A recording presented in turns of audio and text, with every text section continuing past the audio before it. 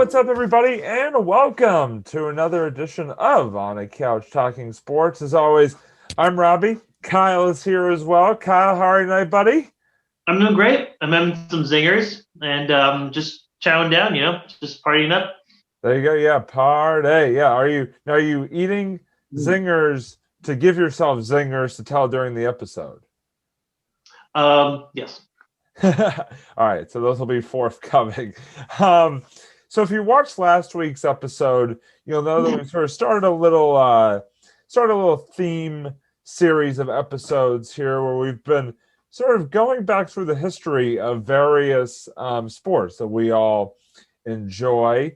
Last week, obviously, I did baseball and Kyle did tennis, which was great. Great little history lesson there. And tonight, what we're going to do is I have selected for my sport tonight basketball, which besides baseball, I think is my other sort of next favorite sport, so to speak. And then Kyle has selected a sport. If you've watched these episodes that you'll know is very near and dear to his heart, and that is track and field.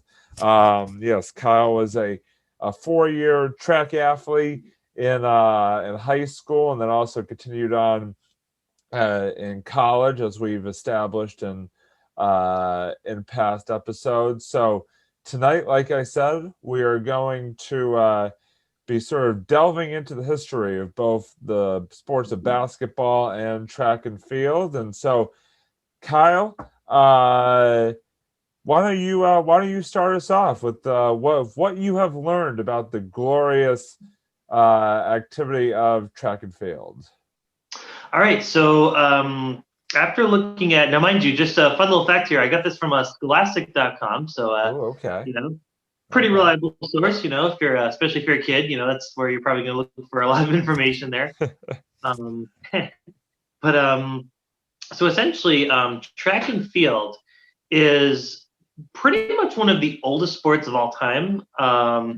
It started off in the very recent year of 776 BC. Remember that year, Robbie? When Yeah, a great year, great year. I mean, just all those Spartans and Greeks and all those people, just yeah, yeah, sports. America Yeah, wasn't even nope, started no, at that point. nope. I don't think a single person on Earth today was alive back in 776 BC. So, Yeah, uh, a few years back.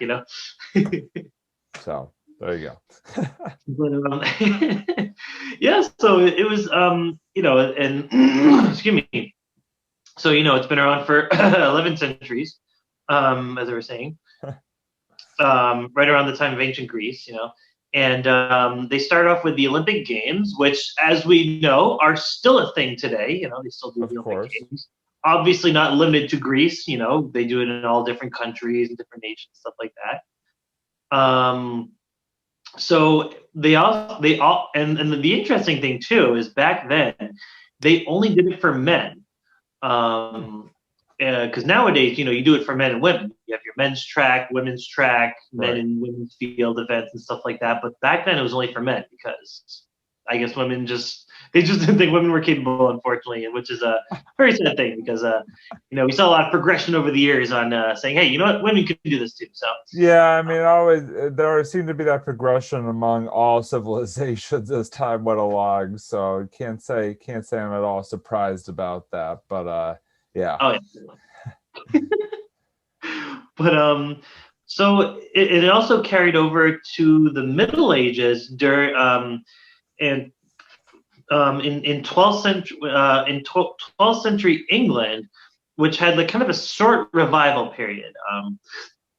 But it didn't really develop until the 19th century in England. It kind of started, so it was weird. So it started off in back in BC 776, and it would prospered for a while in Greece, but then it kind of died out after a while. But then it got a quick revamp in like the 12th century, but then it died out again, and then it didn't pop up back up until the 19th century. So it really kind of went on this period of back and forth. Let's do it, and then nope, we're not going to do any more kind of thing. So ebbs and flows, kind of.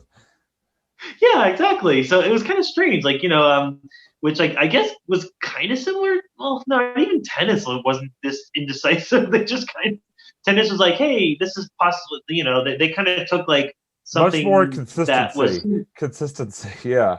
yeah. Like once tennis started, it kind of like it prospered. There was like an early version, then a later version, but here it was just like back and forth. And honestly, it didn't really change a whole lot. So, and they were also saying that the 1860s was the time that it really flourished.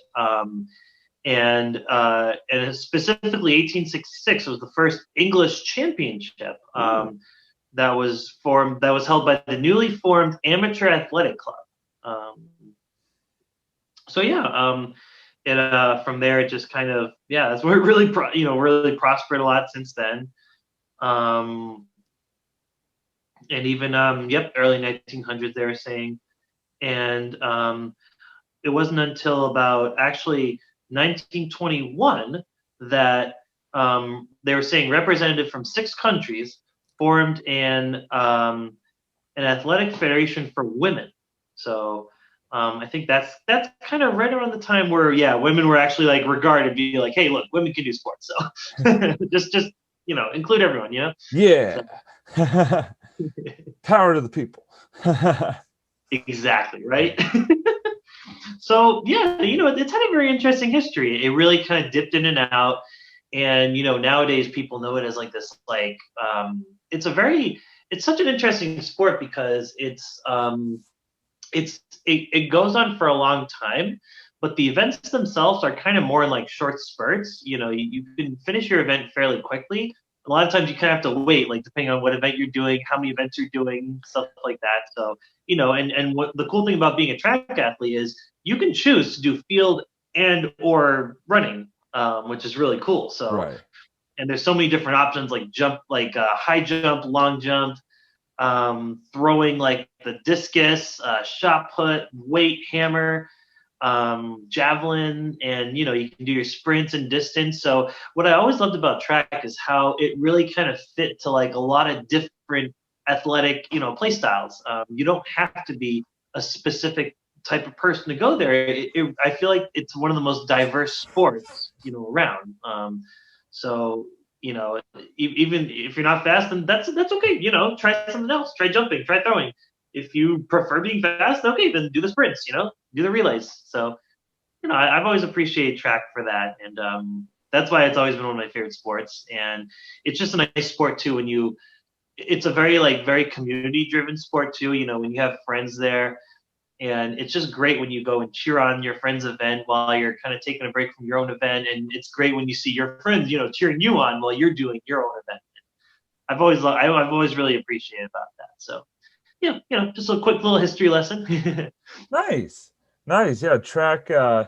It doesn't surprise me because track seems to be one of those sports that really, predated the dawn of modern times. I mean, I know you hear stories about, the ancient Greeks and their, Olympic runs and all that good stuff. So I mean, it's definitely a sport that has withstood, even despite the ebbs and flows, has seemed to withstand the test of time, and has certainly been around for a long time. So glad to see it continuing to persevere, and that people are continuing to run and throw and do all that good stuff.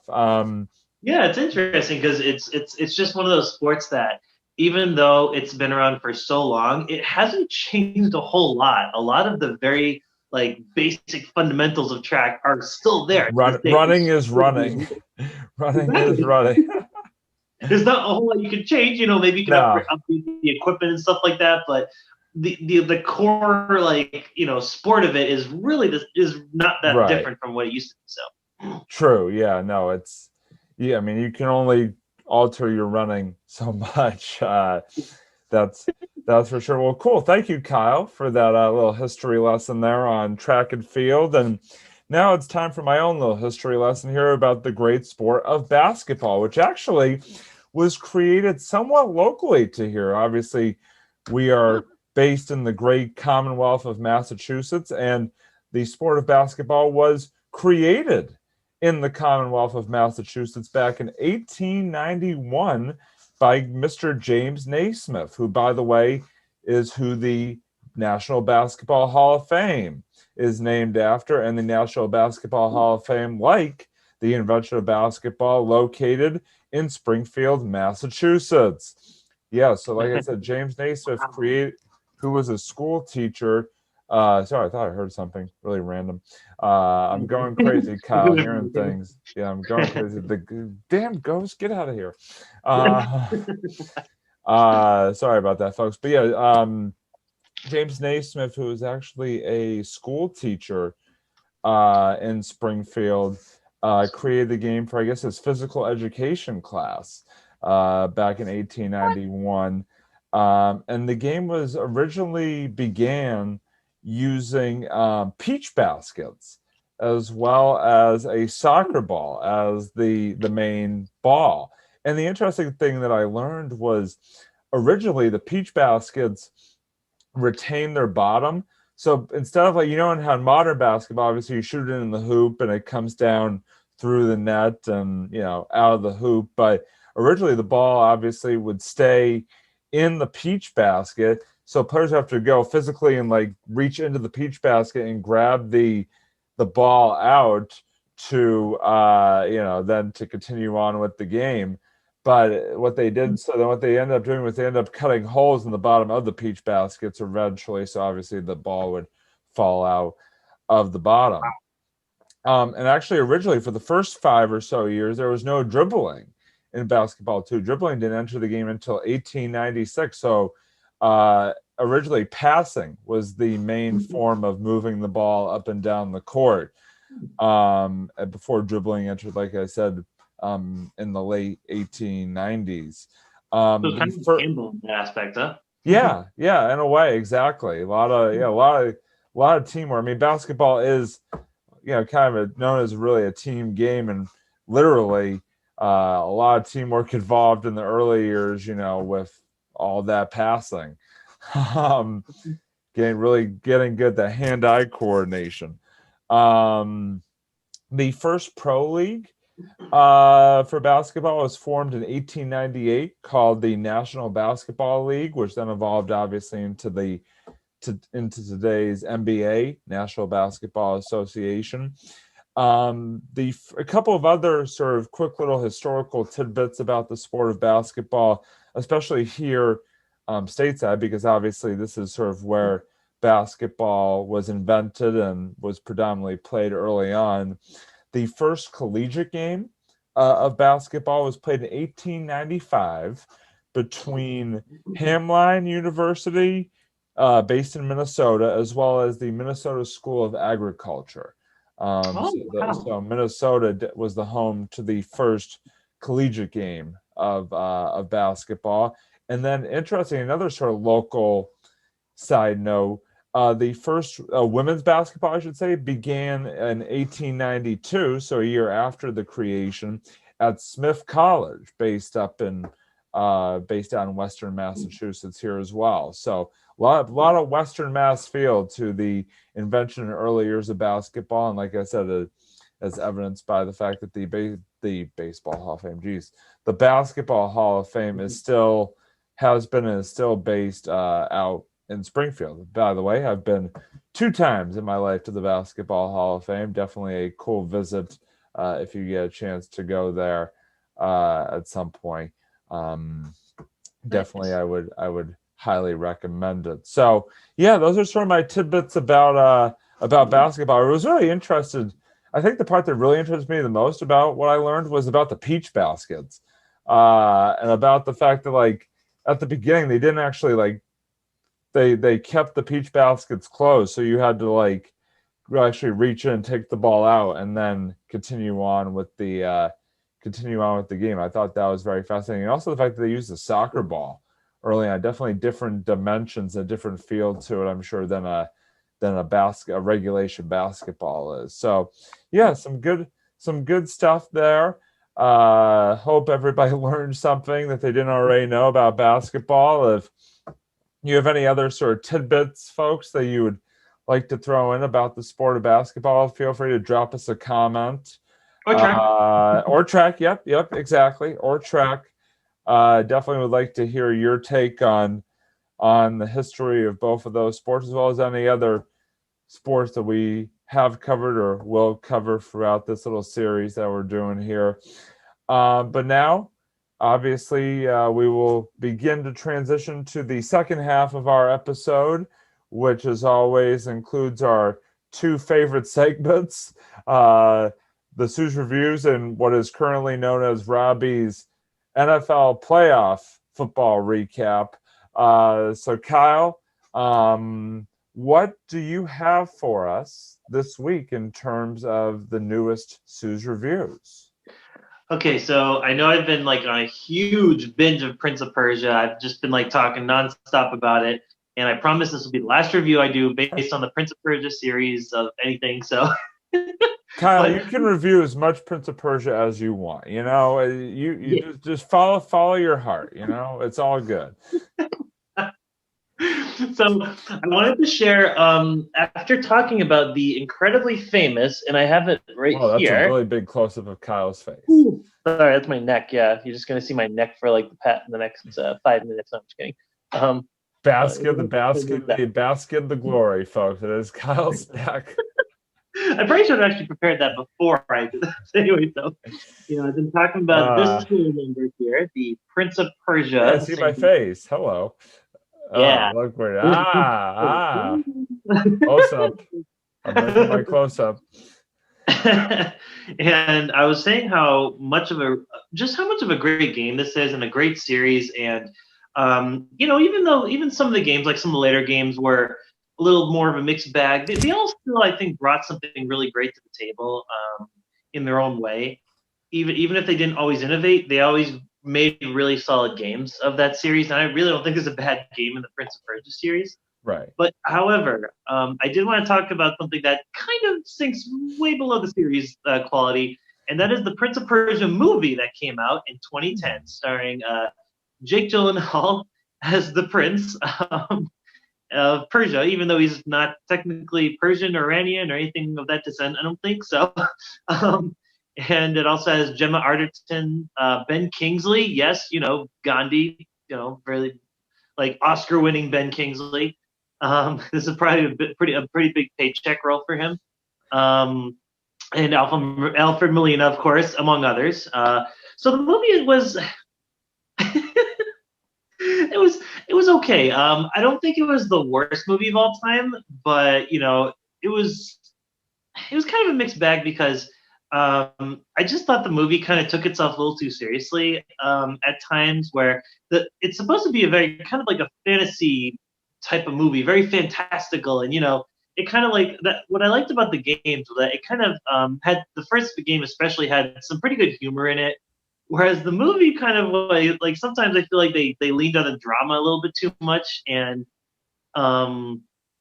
I don't know, and the fact that they gave the main character, the prince, a name, what I thought kind of took away from his character a little bit. He's kind of supposed to be this like mysterious character, and throughout the games they called him the prince, and I thought that was really cool. You don't really know his real name; they just say, "Oh, he's the prince." And but in the movie they say, "Oh, his name is Dastan." I'm like, "Oh, okay, well, you took all the mystique away." So,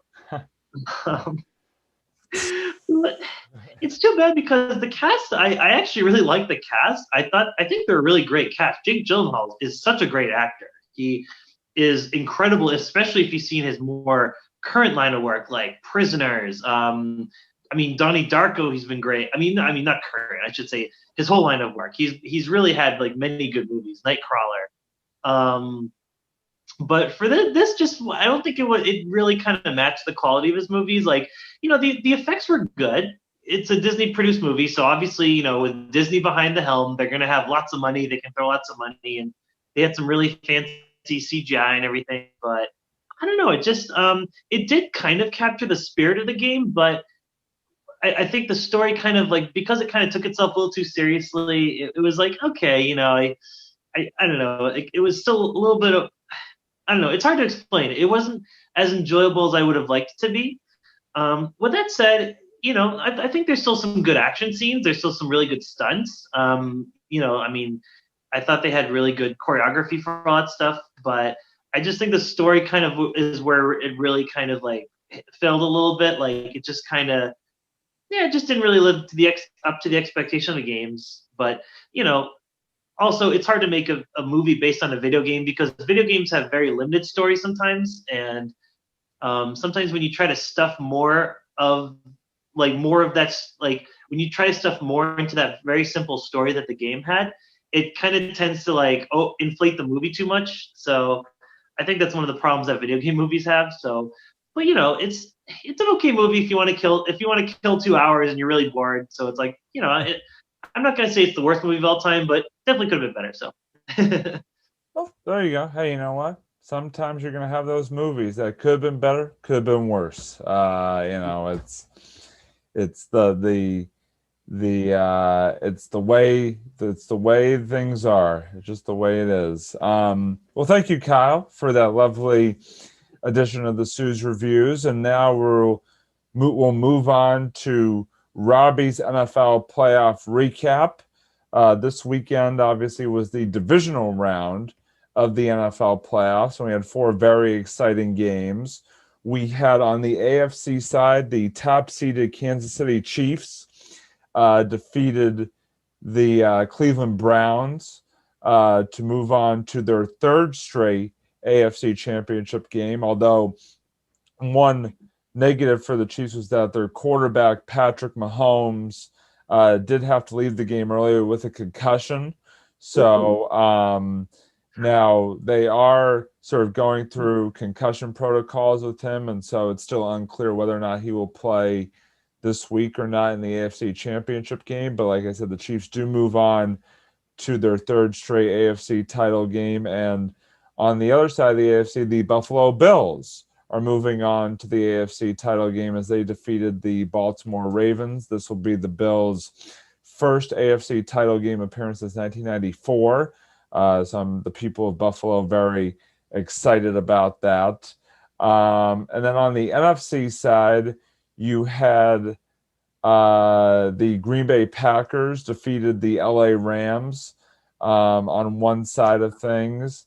And they will host next weekend, this Sunday, I should say, is NFC title game against Tom Brady and the Tampa Bay Buccaneers, who defeated the New Orleans Saints in the other division round game. So yes, folks, Tom Brady is going to another conference championship game. I saw the statistic that Tom Brady has appeared in a conference championship game 73% of the years that he has started at quarterback in the NFL. So, I mean, just a amazing continuation of his legacy as greatest quarterback of all time. So just to recap, the AFC title game will be Kansas City hosting Buffalo. The NFC title game will be Green Bay hosting Tampa. Both those games will be on Sunday. My personal predictions are that I think Kansas City wins and I think Green Bay wins. I think you'll have a Kansas City versus Green Bay Super Bowl, but I can honestly tell you I can see either of those games going either way and would not be surprised if I was wrong on both of them or on just one of the two. So we shall have to see. It's the excitement of the NFL playoffs continues. So that about does it for this week's edition of On a Couch Talking Sports. By the way, we forgot to mention this at the beginning, but this is an Inauguration Day night edition of On a Couch Talking Sports. So we do want to send our biggest congratulations to the 46th president of the United States, Joe Biden, who was sworn in today as president. And